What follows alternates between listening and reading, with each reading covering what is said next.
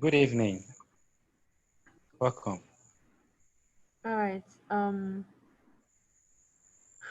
Welcome to today's class for Principles of Economics.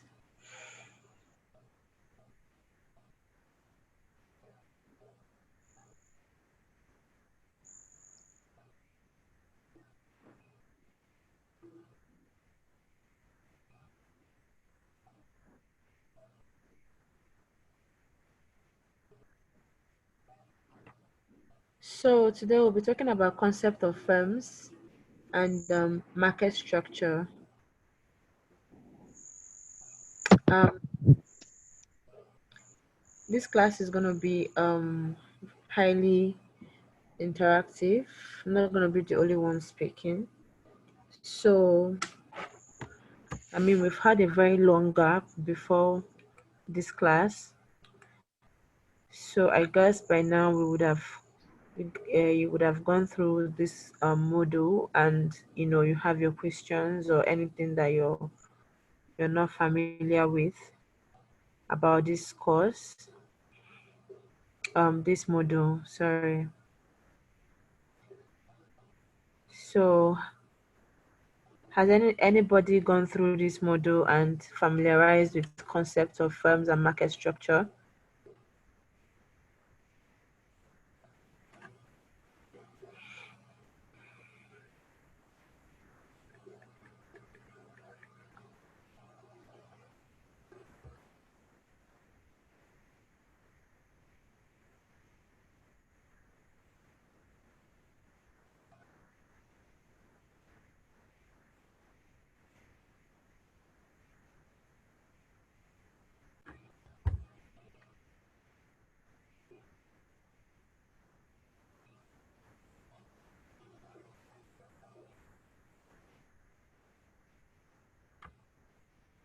What do we understand by market structure or firms or industries? I will need some contributions, please, before we go into the whole explanation of what we have today.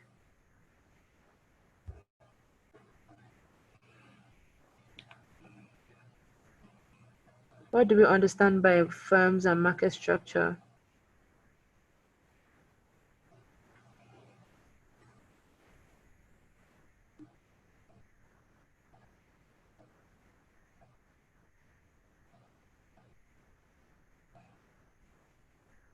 Chinasa Okaro, sorry. What do you understand by market structure or firms or just industries as a whole? I believe we didn't just come to this class without even going through the module. So I'm going to be calling names one after the other, and everybody is going to have a contribution or one or two things to say. So the first person I'm calling is Chinasa. Give us your contribution, then David, then Jacob, Joseph, Moses, Chijioke, and Sunday. Everybody will have a contribution in this class before we go into the class. And remember, we just have 1 hour. You can unmute yourself and speak.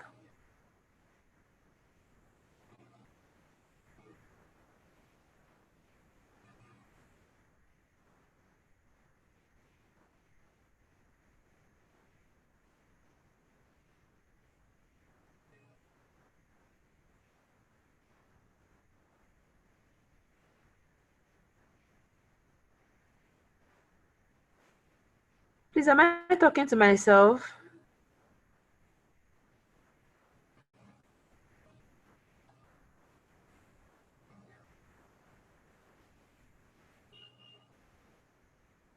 Hello?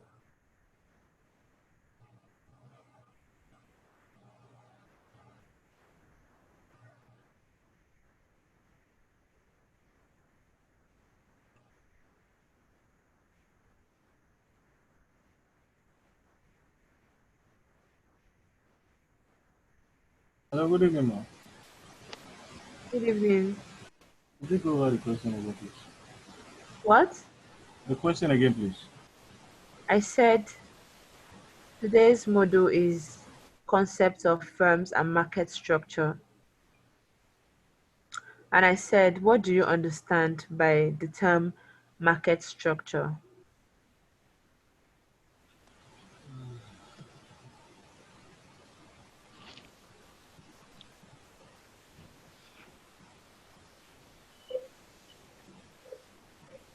Okay. I would say market structure can be referred to as the nature and the type of competition available in the market for goods and services. I can't hear you. I would say markets can be defined as the nature and the type of competition available in the market for goods and services. The nature and the competition And type of competition, available in the market. yes, for goods and services. Hmm. Okay. Does anyone have any other thing to say?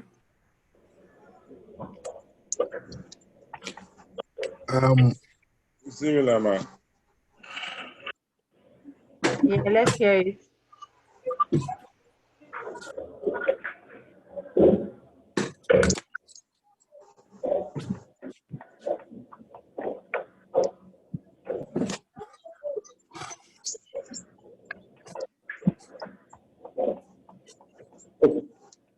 Good evening, man.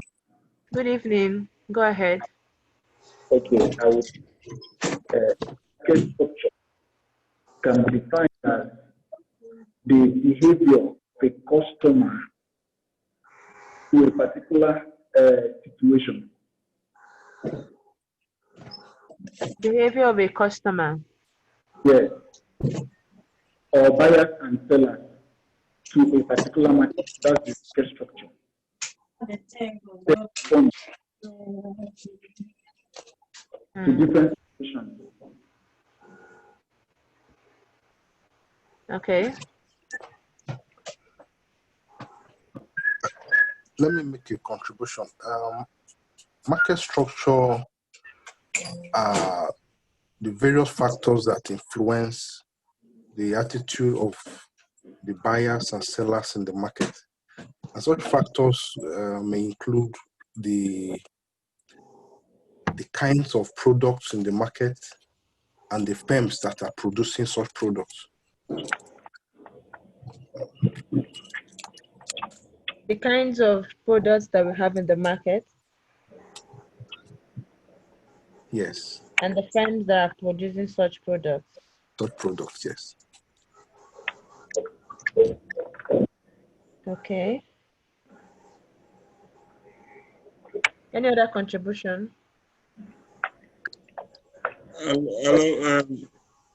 Although it's been long I read this, but I think it has to do with the different kind of markets available.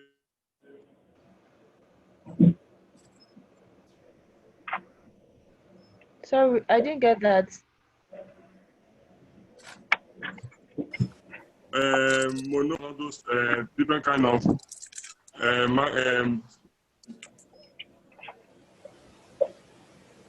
market structures. Basically, the time applied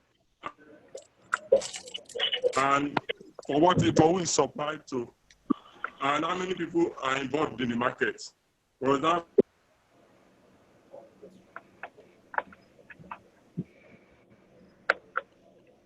I'm not sure I get what you're trying to say. Oh.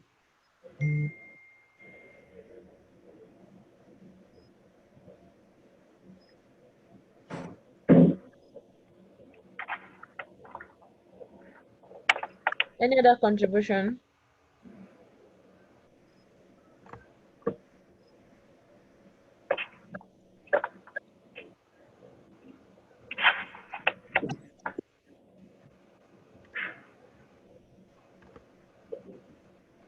Please, oh, let's try and be very interactive in this class because this is a pre-MBA course, and I'm not supposed to come here and be reading out what I have already carefully explained in your materials. You're supposed to have read this and come to me with your questions. I'm not supposed to come here and be saying the same things that I've taken my time to write, because what is on this material you have is not a textbook. It is not a copy and paste from the internet. This is literally my lecture notes. Like, I have already given the lecture. Your work is to read it and come with your confusions or questions. So I don't know if you guys think webinars are supposed to be for me to come and start saying what I have already lectured already, because if you read through the materials, you will know that they were not just written like you're reading a textbook. They were written as if I'm having a virtual lecture, So this should be you guys coming with your questions. So don't expect me to like come and be saying every single thing that is on this material. There's no time for that, and your exams are very much fast approaching. The person saying it's been long, he read it. I don't know what I'm supposed to do with that information, and I'm sure a lot of you guys haven't even opened this course till this stage. So I'm gonna be asking the questions since you know you don't have any questions. I'm gonna be asking the questions, and it's gonna be very much interactive. So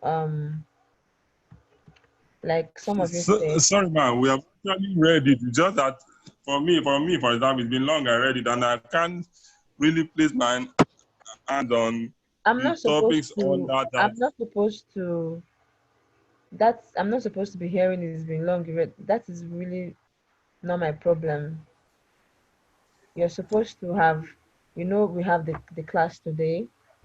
You're supposed to have refreshed your memory and, come into the class fresh and ready to tackle the course. So telling me it's been long, you read Well, it. sorry, man. I don't know what I'm supposed to do with that. So market structure refers to the characteristics of the market, either organizational or competitive, which describes the nature of competition and the pricing policy followed in the market. Now, before you even go into market structure, you should be able to at least understand what market is all about. From a layman's point of view, a market is a place where buyers and sellers meet daily or periodically to transact or do business together. It's as simple as that. We all know what market is. We have different types of markets. We have the financial market, the labor market, stock exchange market, consumer goods market, producer goods market. The financial market is a type of market which covers all um, market that deals in different types of financial assets like money, capital, foreign exchange market. While labor market is a type of market that deals in hiring of labor and fixing of wages or salaries. Here, the workers offer their labor services for sale. The employers are available to buy the labor services, and then also the trade union. We have the stock exchange market, which is obviously where you trade your stock, different kinds of stock. Excuse me. Consumer goods market. This is where we sell and buy commodities like noodles, palm oil, rice, gari, etc. While the producer goods market is the market where the purchase and sale of producer goods like machines, tools, equipment. This is where you mostly buy the goods you use for manufacturing different kinds of goods. So that's what producer goods market is for. Then, having understood that, market structure refers to different market situations or conditions that determine the behavior of the buyers and the sellers in a market. The general basis of classifying market structure rests on some important elements, which includes the number of firms producing a product, the nature of the products the firm produces, whether it is homogeneous, that is which means like the same products or services, or differentiated.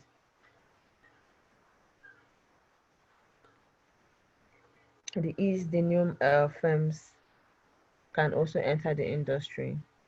We have different major market structures which are divided into don't know how many they are, but we have imperfect competition, we have perfect competition, we have the monopoly, we have the oligopoly, and so on and so forth. We have monopolistic competition and all that.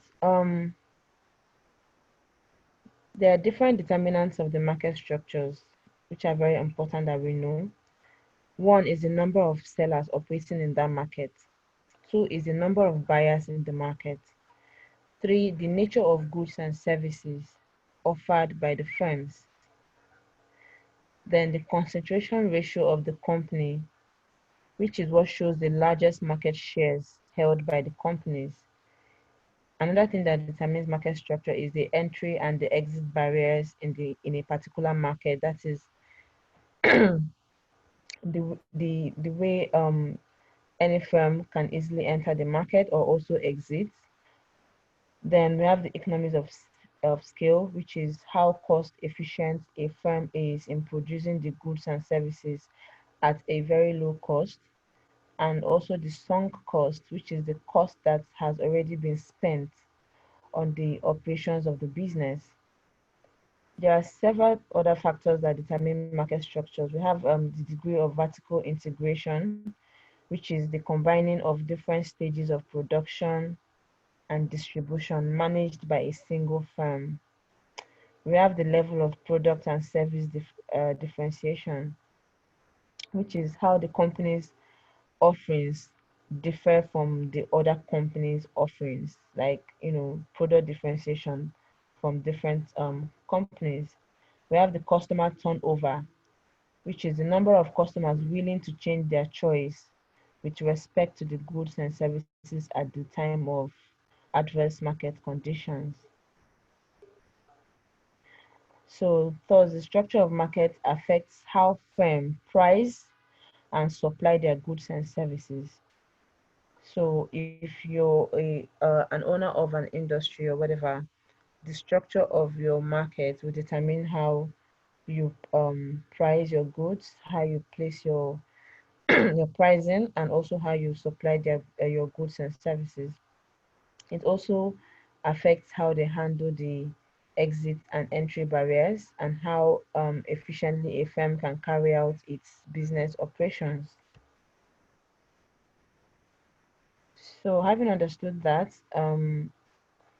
we'll discuss the different market structures that we have, which I mentioned earlier. We have perfect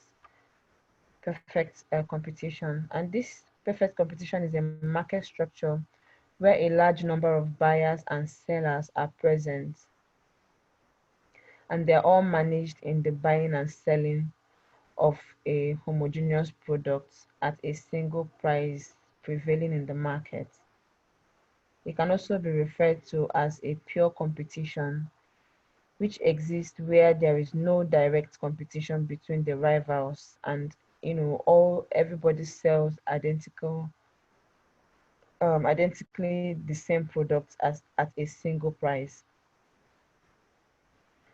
The characteristics of this perfect competition is they normally have large number of buyers and sellers, which is what I just said. The first condition is that there must be many participants, i.e. the buyers and sellers. This is so that none of them can individually influence the price of the industry as a whole. So the demand of one buyer relative to the total demand is so small and cannot influence the price of the product by his individual action. So, for example, you have a market condition like perfect competition that sells a large that they have a large number of buyers and they have large number of sellers as well. And let's take for example fabrics. Um, there's a large number of fabric sellers and there are large number of fabric buyers, and just one buyer cannot influence the price of the whole fabrics in the market. So this market structure is being the price of the goods and services are being influenced by the whole large number of buyers and sellers. For example, you can buy like a yard of a crepe fabric 700 naira in this shop, and then you go to the next shop and it's still the same 700 naira. You go to the third shop, it's still the same 700 naira. You go to the fifth shop, it's still the same price. So this is when you have large number of buyers and sellers. Everybody is selling homogeneous goods, and the everybody the whole buyers and sellers are being or a particular price is being controlled by the whole buyers and sellers. So one person cannot influence you know the price of the product. Same way, the supply of an individual seller is compared to the total output that he cannot affect the price of the product by just his action alone. There are products that we all know the price of these products. Like you cannot say you don't know the price. Everybody knows how much this is in the market. And so just one supplier cannot on his own affect the price. So that's what large number of buyers and sellers does to the market structure. So in other words, either of the buyer or seller has to accept the price of the product as fixed by the whole industry. So homogeneous products, these commodities bought and sold, the commodities bought and sold must be homogeneous, same and identical, so that no buyer has any preference for the product of any particular over orders. So in perfect competition, we also have the freedom of entry and exit of firms. So here, every firm should be able to enter or leave the industry freely.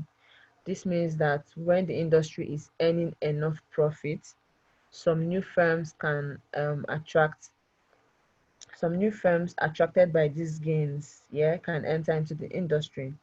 Also, when the industry sustain any kind of loss, the firms are also free to exit. So we also have perfect knowledge, which is in a perfect market, buyers and sellers have complete knowledge about the present and future prices at which goods are bought and sold. They are also aware of the prices at which others are willing to buy and sell.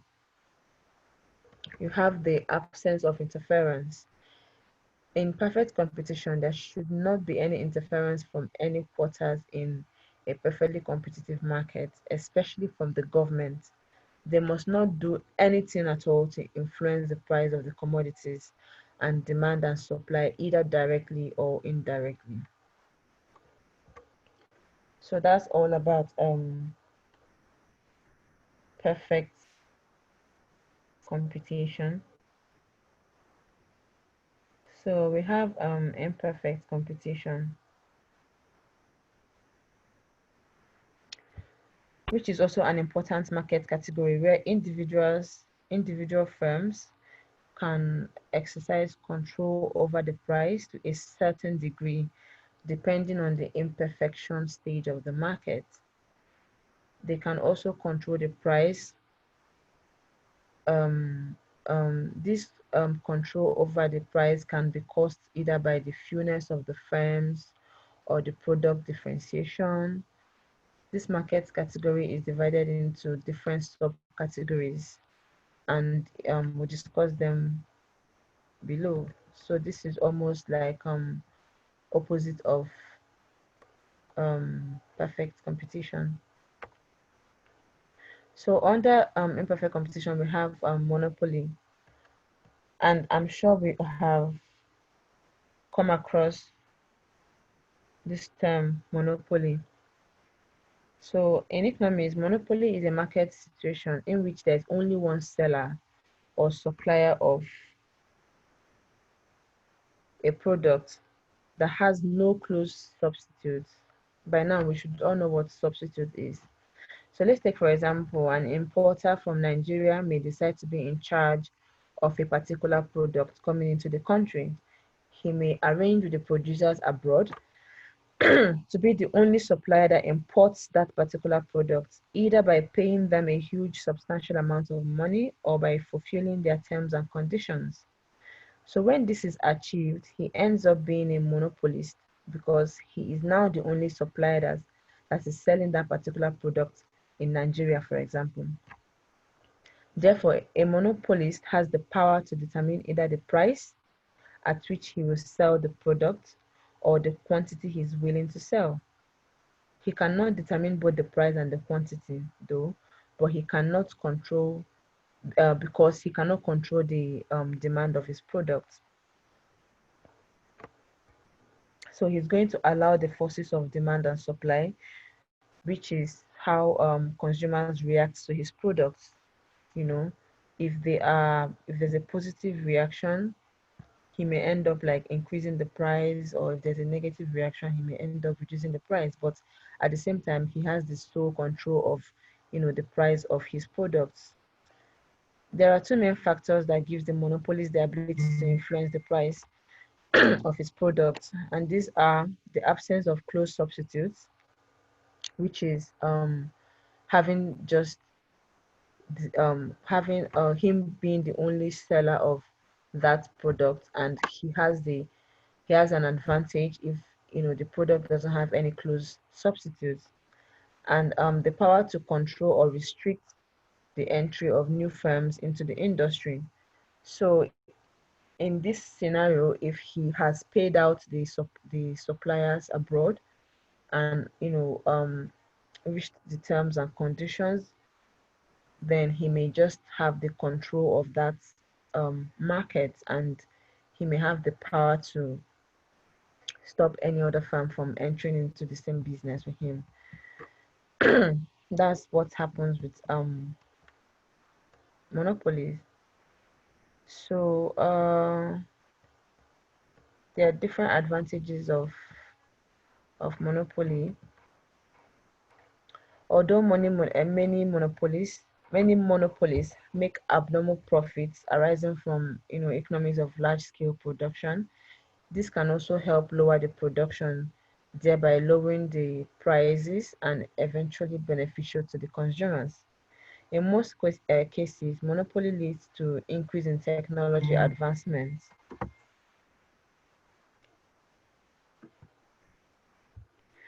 Because due to continuous research and development, new machines, equipment, methods of production are invented. Also, monopoly reduces the need for advertisements and violent price war because now the producer or seller is the only player in this system. The creation of monopoly has also led to the effective use of resources. A monopoly situation that involves rationalization, that is reorganization of an industry into fewer or more highly productive units. The community's resources are hereby put to more effective use, and so on and so forth. The same way it has advantages is the same way it has disadvantages. Some of the disadvantages are: one, the monopolists sometimes deliberately increase the price of the commodities in order to make ridiculous profits, thereby reducing the welfare of the final consumers. Um, Also, since there is no competition, the monopolies may be inefficient. Example, poor services. The consumer's freedom to choose other goods he likes may be limited due to the fact that there is only one producer or one supplier. Monopoly often leads to government intervention sometimes, which further distorts the working of the market system.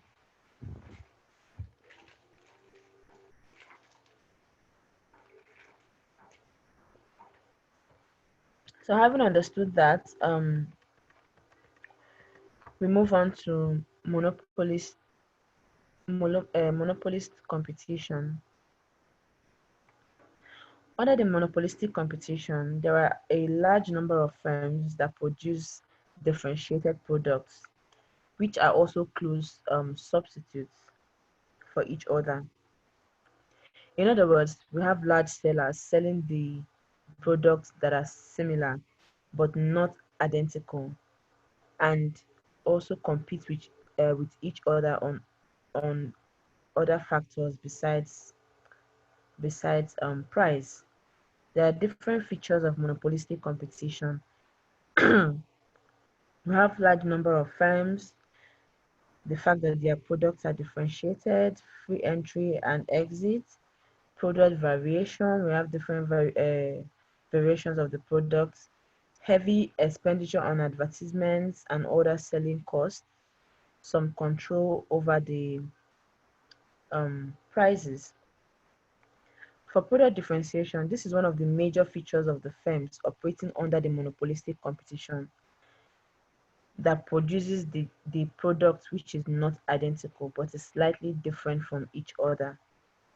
The products being slightly different from each other remain close substitutes of each other and hence cannot be priced very differently from each other as well. We also have large number of firms. A large number of firms operate under the monopolistic competition and there is a stiff competition between the existing firms. Unlike the perfect competition, yeah, the firms produce the differentiated products, which are substitutes for each other. Thus, the competition among the firms are real and a tough one. For the free entry and exit, because of the intense competition among the firms, the entity incurring the loss can move out of the industry at any time it wants.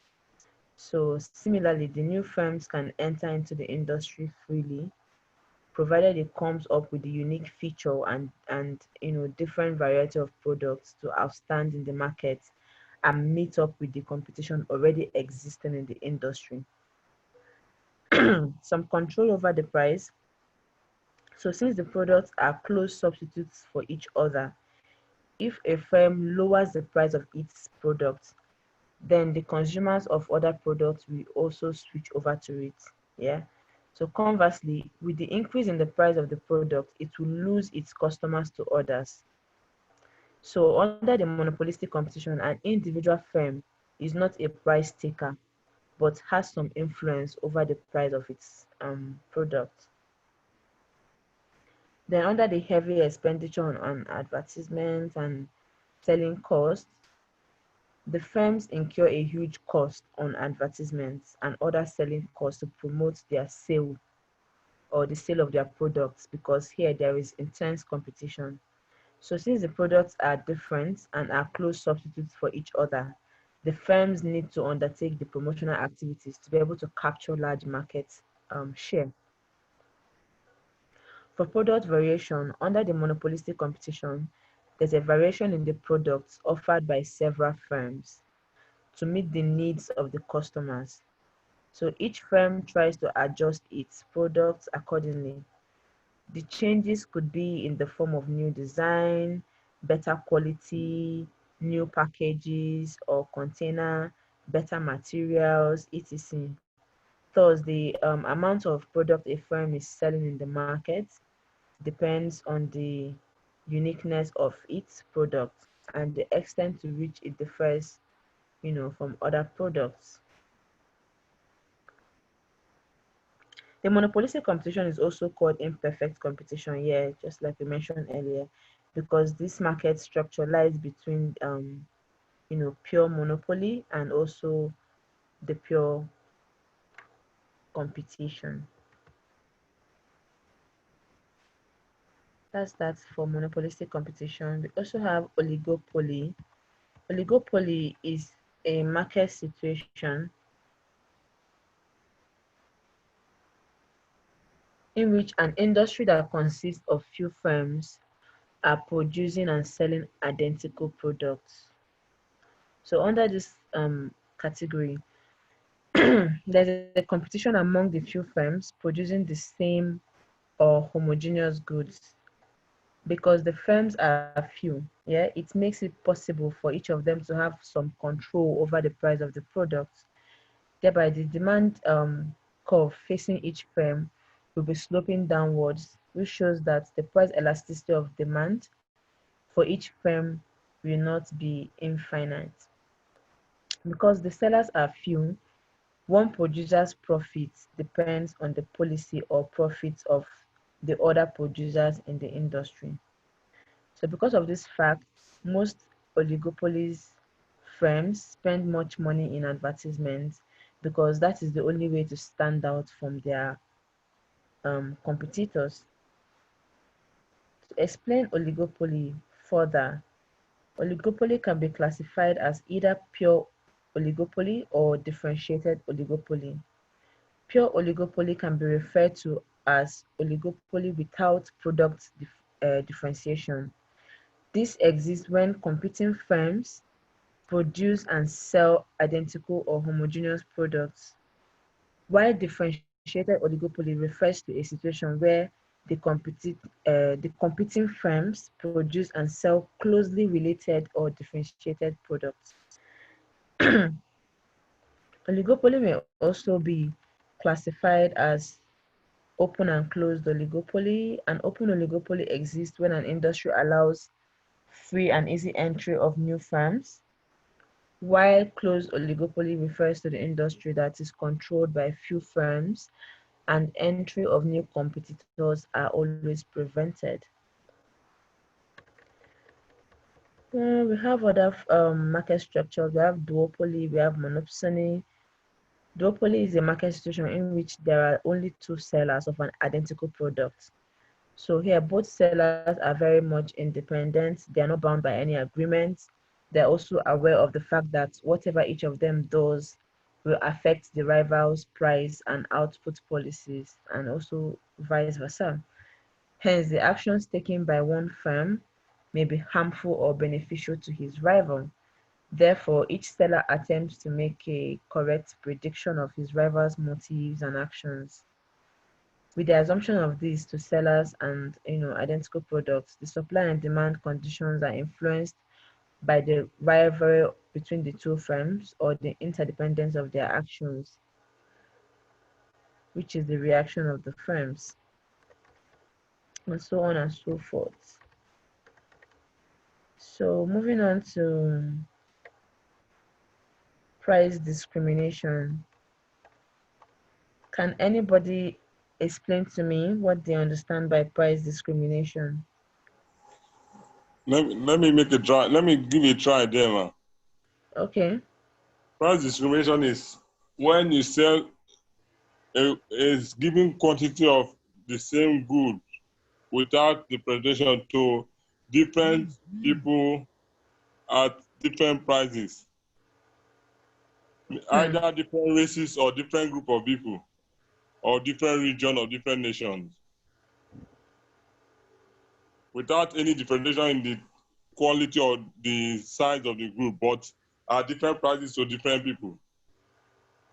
That's what it's called price discrimination. Can you say that again? I don't think I actually understood what you said. When you sell a given quantity of a good or a product to different people of different regions or nations at different prices, the product is same, but it's sold at different prices to different people. Oh, okay, okay.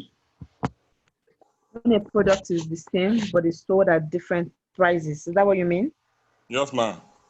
Okay. Okay, any other contribution?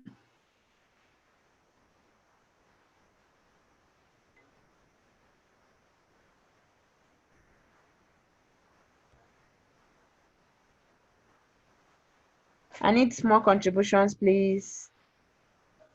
Price discrimination.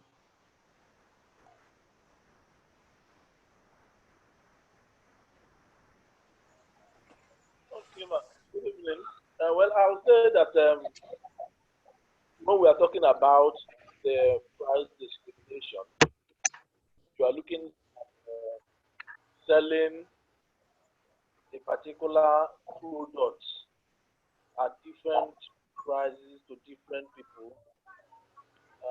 The seller at this point determines, you know, the price he sells it to. Maybe like what we do in the open market where you go to, maybe you want to buy a pair of shoe, and someone buys that particular pair of shoe at maybe 5,000 naira, and another customer comes and the same brand of shoe is sold to him maybe at 10,000 naira. There is no value addition that differentiates the product, same thing, but the seller determines, maybe he weighs one buyer that this person can pay more than the other. That kind of. Okay. Thank you, Moses.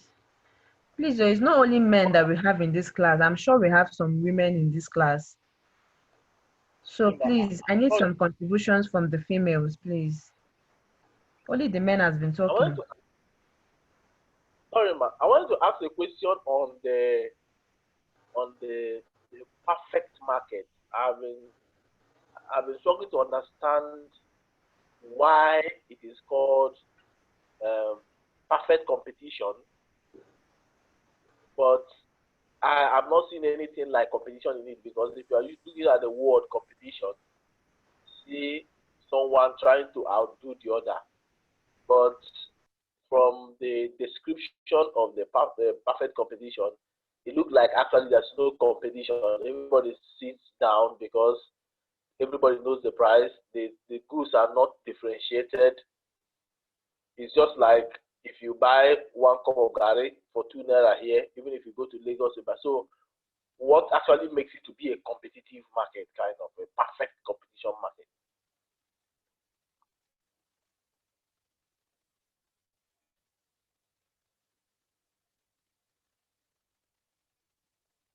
Hello? Hello?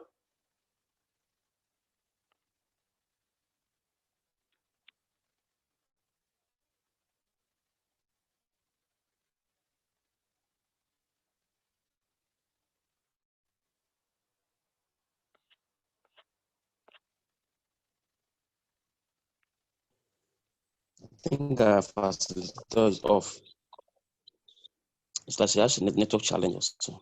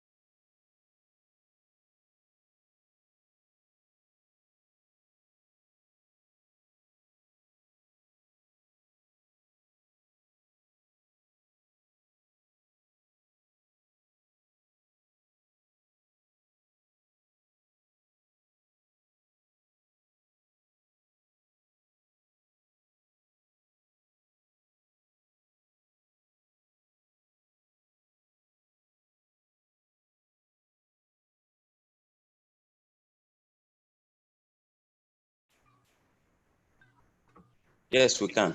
Yes, we can. So sorry, my laptop is acting up a bit. I don't know why.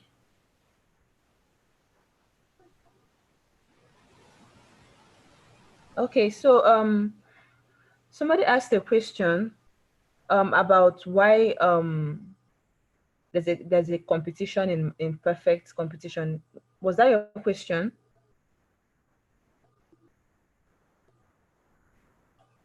Yes, ma'am. Yes, ma'am. What is the competition there, ma'am? Okay. So, like I said earlier, perfect competition is characterized by many buyers and sellers of homogeneous goods and services. Now, the prices of these goods and services are only determined by the forces of demand and supply, which means that the buyer cannot influence the price alone, or the seller cannot influence the price of the goods alone. So a buyer cannot say, oh, let me reduce this price so that a lot of people can come and buy from me. And if he does that, another buyer will go, a seller cannot say, let me reduce the price of these goods so that I'll have more customers to myself. Now, the moment he does that, another seller is going to say, oh, let me reduce my price more than his own so that the buyers can come to myself. So if they keep doing that, at the end of the day, everybody's going to reduce their price. And at the end of the day, they'll end up being at the same price. And so at the end of the day, the price of the goods and services are being determined by the forces of demand and supply. So that itself, it's a competition among the sellers. You're forced to stick to the forces of demand and supply. You cannot say, let me reduce this or let me increase this, because another buyer or another seller is going to challenge you to it and either increase his own price or reduce his own price. So you're forced now to stick to the price. That is a competition in perfect competition.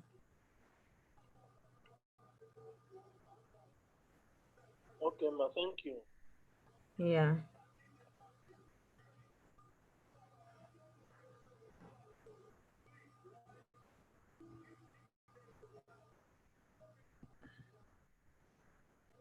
So we were on price discrimination, and I was asking, where are the females? At least we should have one of the females say something about price discrimination. We've only had men talk all this while. So let me have two more explanations on price discrimination, and then we'll see if we can call it a night, because 1 hour is past already. Okay, good evening, Ma. Good evening. I want to make a contribution on like an instance where this price discrimination can be observed. Okay. For example, if a seller has an old stock of a particular product in his shop and also gets a newer stock of that particular product, maybe for one reason or the other, this newer stock, the price of production increased, and that will affect the total cost. So when the seller is selling these products, he might sell the older stock lower than the newer stock due to the change in price of production and the total cost and everything. Yeah. Okay. Okay. Thank you. Any other contribution?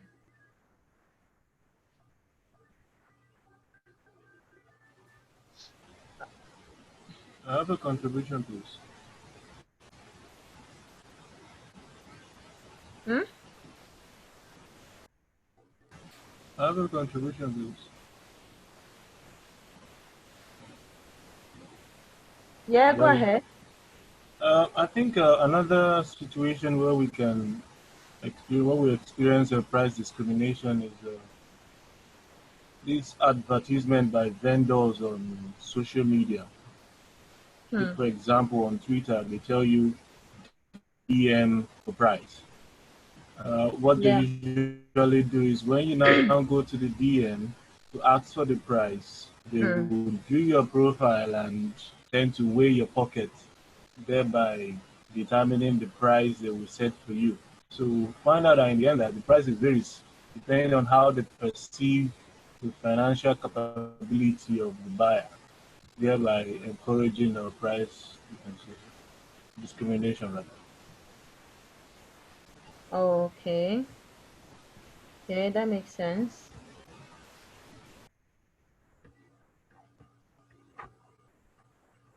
All right.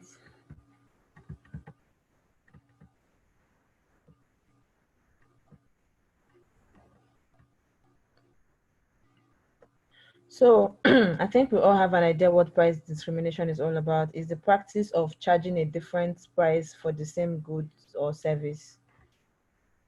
There are different types of price discrimination though. We have first degree, second degree, third degree price discrimination. First degree price discrimination, alternatively known as perfect price discrimination, occurs when a firm excuse me, when a firm charges a different price for every unit consumed. Now, the firm is able to charge the maximum possible price for each unit, which enables the firm to capture all available consumer surplus for itself.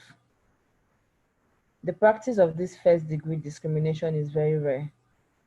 For second degree discrimination, this is where the seller charges different price for different quantities, such as quantity discounts for bulk purchases. Then the third degree price discrimination means charging a different price to a different consumer groups. For example, rail and tube travelers can be subdivided into, commuter or casual travelers, and cinema goers can be subdivided into adults and children. So splitting the market into peak or off-peak use is very common and occurs with gas, electricity, and telephone supply. This doesn't really apply in Nigeria. For example, in the UK, if you're using trains to travel, sorry, excuse me, if you're using trains to travel or rail, you have the peak period and the off-peak period. I think the peak period are when they have a rush or something. Those periods, they normally have increments in the prices. Then the off-peak period always has reduction in the prices. So this is, a kind of price discrimination. I mean, we're all heading to the same destination, whether it is peak or off peak. So why, put different prices for them? So that is another good example of price discrimination. Also for the cinemas, we have the adult cinema and we have the children's cinema. You notice that they have different prices for the different individuals. So that's another form of price discrimination. This third degree discrimination is the commonest type of price discrimination. So I think I'm going to give you guys an assignment because everyone just comes to class without any sort of preparation. So we have price discrimination under perfect competition, and we have price discrimination under monopoly.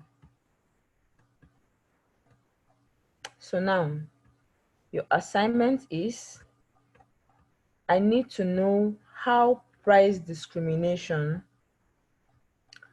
affects or determines monopoly and perfect competition. Did you get that?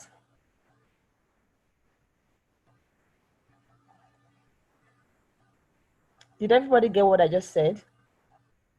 No, ma'am. Okay, your take-home assignment is, I need to know how price discrimination affects perfect competition and monopoly in the market structure.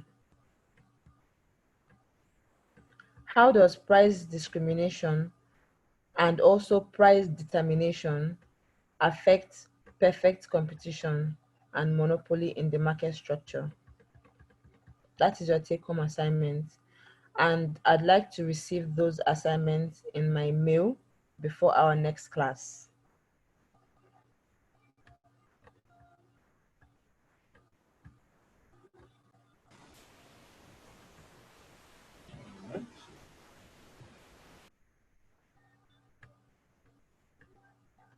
How does price discrimination stroke price determination affect perfect competition and monopoly in the market structure of an economy? Okay. Hello, ma. Yes? Please, I don't know. My own manual, my own note here does not have the first degree, second degree, third degree price discrimination. I don't know whether I'm using a different material. I'm very sorry. Well, it's not included here. I just said that off heart, just to explain exactly what, like to just give you an adverse explanation of what price discrimination, what's it called, discrimination is. But like I said, the third degree, you don't really have to concern yourself with the first degree and the second degree. The commonest type of price discrimination is the third degree, which is what we explained in this module. Do you understand? Okay. Yeah, so the Yes. commonest part is the third degree price determination, which is what we explained. So just familiarize yourself with that part. Just don't bother about the first two. Did everyone get my assignment, please? Yes, ma'am. All right. I believe you all have my mail. Please, ma, the question again, ma. Okay. How does price discrimination stroke price determination affect perfect competition and monopoly in the market structure of an economy?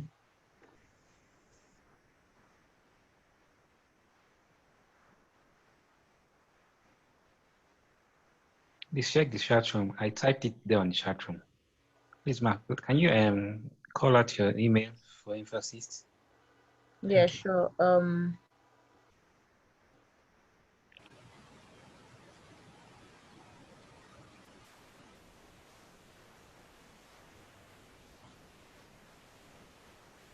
Hold on.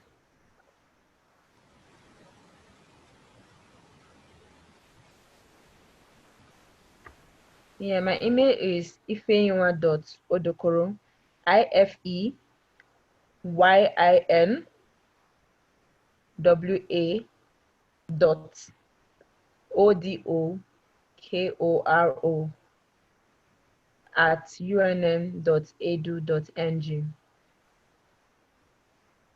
Did everybody get that?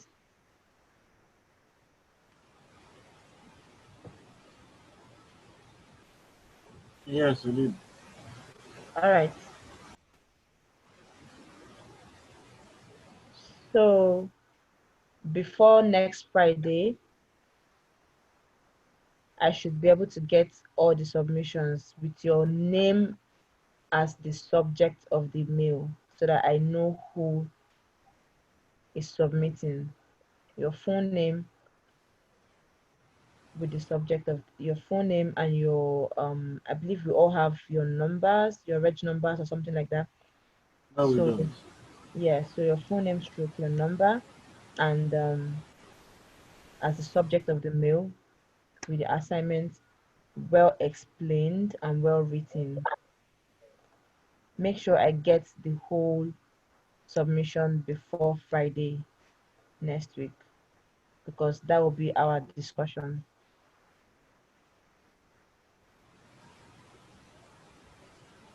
At least that way, everybody knows what we're talking about when the class is on, and it will be more interactive. And it will definitely be scored. So you better not take this lightly.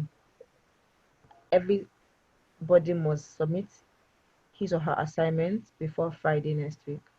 Once it is 12 a.m. on Friday, I will not be accepting any more submissions.